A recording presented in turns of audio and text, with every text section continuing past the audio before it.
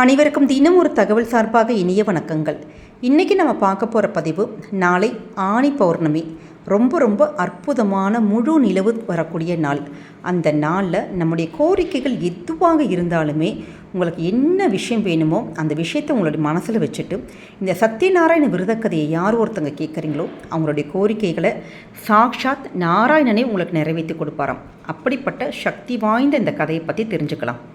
பொதுவாகவே நம்முடைய வாழ்க்கையில் ஏராளமான பிரச்சனைகள் இருக்குது. பணப்பிரச்சனை, குழந்தை பாக்கிய பிரச்சனை, திருமண பிரச்சனை, அப்படியே அடுக்கடுக்கடுக்காக ஒவ்வொரு பிரச்சனையாக சொல்லிட்டு போகலாம். நம்ம என்ன பண்ணுவோம், ஒவ்வொன்றுக்கும் ஒரு பூஜைகள் பண்ணுவோம், இல்லை ஸ்லோகங்கள் சொல்லுவோம், அது மாதிரி இல்லாட்டி விரதங்கள் இருப்போம், அது மாதிரி எல்லாம் பண்ணுவோம். ஆனால் உங்களுக்கு என்ன கோரிக்கை நிறைவேறணுமோ எதுவாக வேணாலும் இருக்கலாம். ஆனால் நம்ம சத்யநாராயண பூஜையை மட்டும் ஒருத்தங்க செஞ்சுங்கன்னு வச்சுக்கோங்களேன், நீங்கள் என்ன வரம் கேட்கிறீர்களோ அந்த வரம் கண்டிப்பாக கிடைக்கும். ஏன்னு கேட்டிங்கன்னா, இந்த மற்ற விரதங்கள் எல்லாம் யாரோ ஒருத்தங்க முனிவர்கள், ரிஷிகள் அவங்களாம் தான் நமக்கு வழிகாட்டினாங்க. ஆனால் இந்த சத்யநாராயண பூஜைங்கிறது ஸ்ரீமன் நாராயணனே இந்த பூஜையை இந்த முறையில் செஞ்சு என்னை வழிபட்டால் உங்களுக்கு என்ன வரங்கள் வேணுமோ அது சத்தியமாக கிடைக்கும் அப்படின்னு சொல்லி எடுத்த ஒரு ரூபம் தான் சத்யநாராயண வடிவம். அதனால தான் இந்த சத்யநாராயண பூஜைங்கிறது ரொம்ப ஒரு சொல்லுவாங்க பார்த்துங்க, ரொம்ப ஒரு யூனிக்கானது, ரொம்ப ஒரு முக்கியமான, ரொம்ப விசேஷமான ஒரு தன்மைன்னு சொல்லுவாங்க பாருங்கள். அப்படிப்பட்ட ஒரு சத்யநாராயண பூஜை. ஆனால் இந்த காலகட்டத்தில் எல்லாராலையுமே இது மாதிரி பூஜைகள் பண்ணுறது ரொம்ப கஷ்டம். அதற்காகவே யார் ஒருத்தங்க இந்த முக்கியமான இந்த பௌர்ணமி நாட்களில், ஒவ்வொரு மாதம் வரக்கூடிய பௌர்ணமி நாட்களில் இந்த சத்யநாராயண விரதக்கதையை யார் ஒருத்தங்க கேட்குறீங்களோ அவங்களுக்கு இந்த பூஜை பண்ணதோட முழு பலன் கிடைக்கும். இது சாக்ஷாத் நாராயணனுடைய வாக்குங்க. அதனால் இந்த விரதக்கதையை நீங்கள் கவனமாக கேளுங்க. உங்களுடைய மனசில் என்ன கோரிக்கைகள் வேணாலும் வச்சுட்டு இந்த விரதக்கதையை கேளுங்க. கண்டிப்பாக அந்த பெருமாளானவர் உங்களுடைய எல்லா பிரச்சனைகளையும் தீர்த்து உங்களுக்கு ஒரு நல்ல ஒரு வழி காட்டுவார். இப்போ நம்ம இந்த விரதக்கதையை பார்க்கலாம். சத்யநாராயண விரதக்கதையானது மொத்தம் 5 அத்தியாயம். இப்போ முதல் அத்தியாயம் பார்க்குறோம். ஒரு சமயம் நைமிசாரண்யத்தில் சவுனகாதி முனிவர்கள் சுத பௌராணிகரை விரும்பும் பழத்தை வரத்தாலும் தவத்தாலும் எவ்வாறு விரைவில் பெற முடியும் என்று கேட்டனர். சுதரும் பகவான் நாரதருக்கு கூறியதை சொல்லுவதாக கூறி சொல்ல ஆரம்பித்தார். நாரதர் பிறருக்கு அருள் புரிய பூவுலகம் சென்றார். அங்கு துன்புற்ற மக்களை கண்டார். இவர்களது துன்பத்தை போக்கும் வழி என்ன என்று அறிவதற்காக விஷ்ணுலோகம் சென்று பகவானை வேண்டினார். மகாவிஷ்ணுவும் நாரதரிடம், நாரதா கேள், ஏதேனும் ஒரு தினத்தில் சுற்றம் சூட அந்தணர்களுடன் சத்யநாராயண விரதத்தை செய்யலாம். பக்தியுடன் நைவேத்தியங்களை சமர்ப்பிக்க வேண்டும். வாழைப்பழம், கோதுமை மாவு அல்லது அரிசி மாவு, நெய், பால், சர்க்கரை, பக்ஷ்ண வர்க்கங்கள் எல்லாம் நைவேத்தியம் செய்ய வேண்டும். அந்தணரிடம் இந்த விரத மகிமையை கேட்டு தட்சணை அளித்து எல்லோருக்கும் உணவு அளித்து வீடு திரும்ப வேண்டும். இது கலியுகத்தில் கண்கூடாக பயனளிக்க வல்லதாம் என்று கூறினார். அடுத்தது பார்க்க போகிறது 2வது அத்தியாயம். சுதர் கூறுகிறார், அழகிய காசி நாட்டில் ஏழை அந்தணன் ஒருவன் பசி தாகத்தால் அலைந்து கொண்டு இருந்தான். பகவான் அவனிடம் அன்பு கொண்டு ஒரு கிழவன் போல வேடம் பூண்டு அவனிடம் பரிவுடன், நீ ஏன் மிகவும் துன்புற்று அலைந்து திரிகிறாய் என்று கேட்டார். பிக்ஷை பெறுவதற்கு என்று சொல்லி கிழவரை அதற்கு வழிகாட்ட வேண்டும் என்று வேண்டினான். அவரும் அவனை சத்யநாராயண விரதம் செய்யும்படி கூறி அவன் முறையையும் உபதேசித்து மறைந்தார்.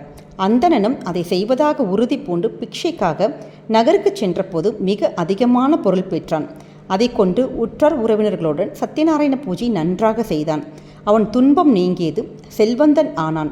பின்னர் இதை விடாது செய்து இறுதியில் முக்தியும் பெற்றான்.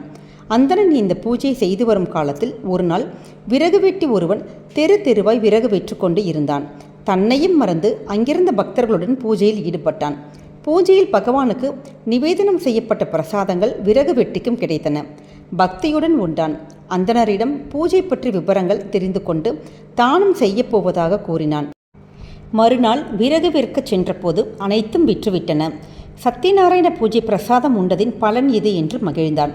அவனும் அப்பூஜை செய்து செல்வன் ஆனான், முக்தி அடைந்தான். 3வது அத்தியாய சாரம். சுதர் மேலும் கூறுகிறார், உல்கமுகன் என்ற அரசன் தான தர்மங்கள் செய்து அந்தணர்களை மகிழ்வித்து வந்தான். அவன் மனைவி சத்யநாராயண விரதம் செய்து வந்தாள். அங்கு வணிகன் ஒருவன் நீங்கள் என்ன செய்கிறீர்கள் என்று கேட்டான். சந்தான சம்பத்துக்களை விரும்பி சத்யநாராயண பூஜை செய்வதாக அரசன் கூறினான். வணிகனும் தனக்கு குழந்தை பிறந்தால் இதனை செய்வதாக வேண்டிக் கொண்டான். அவனுக்கு அழகான பெண் குழந்தை பிறந்தது. அவன் மனைவி சத்யநாராயண பூஜை செய்யுமாறு சொன்னாள். தங்கள் பெண்ணுக்கு திருமணம் ஆன பிறகு அதை செய்வதாக கூறினான். அவளுக்கு திருமணமும் ஆயிற்று. வணிகன் பூஜையை மறந்தே போனான். ஒருமுறை அவன் தன் மருமகனுடன் வாணிபத்தின் பொருட்டு ரத்னசார நகரம் சென்றான். பகவான் அவன் வேண்டுதலை நிறைவேற்றாததால் அவன் தவறை அவனுக்கு உணர்த்த எண்ணி அவனுக்கு சற்றே துன்பம் உண்டாகும்படி செய்தார். வணிகன் வியாபாரத்தை முடித்துக்கொண்டு அரசனை காணச் சென்று அங்கு தங்கினான். அன்று திருடன் ஒருவன் அரண்மனையில் திருடிய பொருட்களுடன் காவலர்களுக்கு அஞ்சி இவர்கள் தங்கிய இடத்திற்கு வந்து தான் திருடிய பொருட்களை அங்கு வைத்துவிட்டு மறைந்து போனான். அந்த திருடர்களை பின்பற்றி வந்த காவலர்கள் அங்கு வந்து இவ்விருவரையும் திருட்டு சொத்துடன் பிடித்து அரசனிடம் ஒப்படைத்தார்கள். அரசன் இந்த இருவரையும் சிறையில் அடைத்தான். வணிகனின் மனைவியும் மகளும் தங்களிடம் உள்ள எல்லா பொருட்களையும் பறிகொடுத்துவிட்டு உண்ண உணவின்றி தவித்தனர். மகள் ஒரு நாள் ஒரு பிராமணன் வீட்டுக்கு சென்று அங்கு நடந்த சத்யநாராயண பூஜையில் கலந்து கொண்டாள். பின்னர் அந்த கதை கேட்டும் பிரசாதத்தை உண்டும் மகிழ்ச்சியுடன் வீடு திரும்பி தன் தாயிடம் நடந்ததை தெரிவித்தாள். அவளும் மன மகிழ்ச்சியுடன் தன் சக்திக்கு தகுந்தபடி சத்யநாராயண விரதத்தை நடத்தினாள். பகவானும் அரசனுடைய கனவில் தோன்றி வணிகனையும் அவன் மருமகனையும் விடுவிக்கும்படி கட்டளையிட்டார். அடுத்தது 4ஆம் அத்தியாயம்.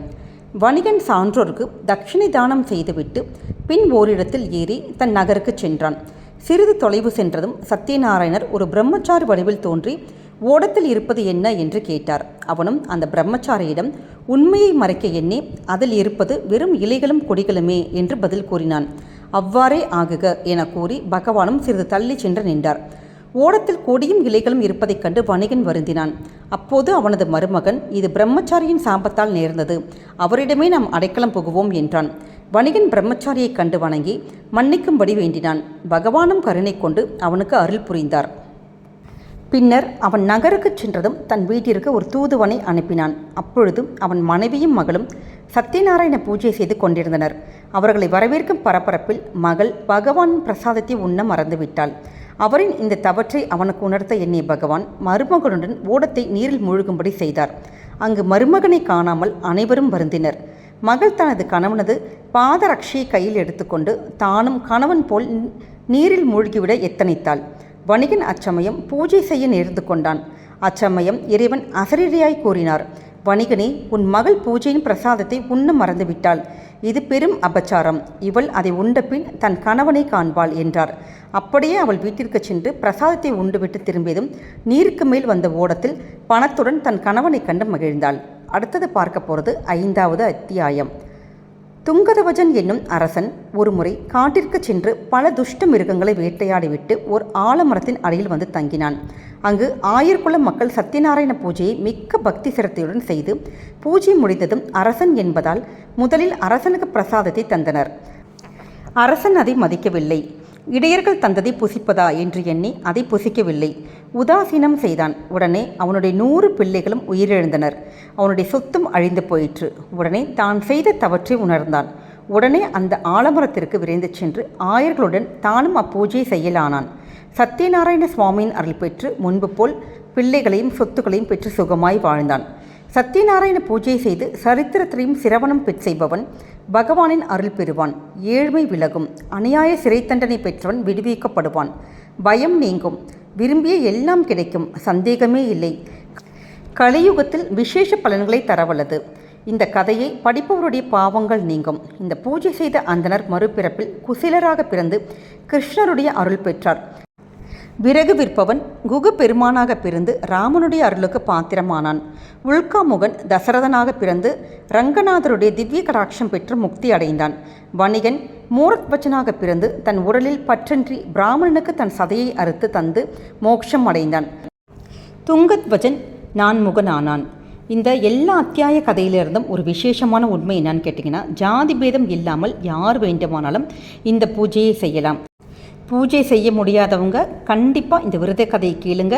நீங்கள் சத்யநாராயண பூஜைக்கு உங்களுக்கு என்னென்ன பலன் கிடைக்குமோ அந்த எல்லா பலன்கள் கண்டிப்பாக இந்த விரத கதையை கேட்டால் கிடைக்கும். உங்களுடைய குடும்பத்துக்கு அனைத்து புண்ணிய பலன்கள் கண்டிப்பாக வந்து சேருங்க. இந்த பதிவு உங்களுக்கு பிடிச்சிருக்குன்னு நினைக்கிறோம். பிடிச்சிருந்தால் ஃப்ரெண்ட்ஸ் அண்ட் ஃபேமிலி மெம்பர்ஸ்க்கு ஷேர் பண்ணுங்கள். நம்ம சேனலை இது வரைக்கும் சப்ஸ்கிரைப் பண்ணாமல் பார்த்துட்டு இருக்கவங்க கண்டிப்பாக சப்ஸ்கிரைப் பண்ணி உங்களுடைய ஆதரவுகள் சப்போர்ட் எங்களுக்கு கொடுங்க. மீண்டும் வேறொரு நல்ல பதிவோடு உங்களை சந்திக்கிறோம். நன்றி, வணக்கம்.